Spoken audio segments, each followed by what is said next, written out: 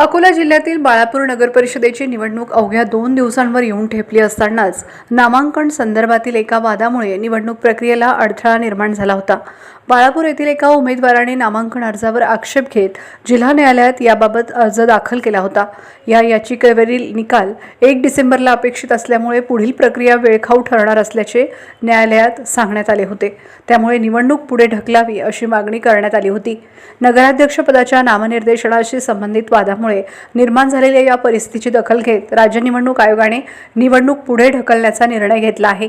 याबाबतचे आदेश आयोगाने अकोला जिल्हाधिकाऱ्यांना जारी केले आहेत।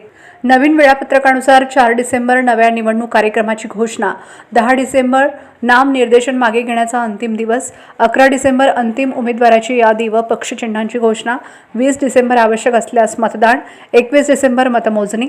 राज्य निवडणूक आयोगाने जारी केलेल्या पत्रानुसार पुढील सर्व प्रक्रिया या वेळापत्रकानुसार राबवण्यात येणार आहे।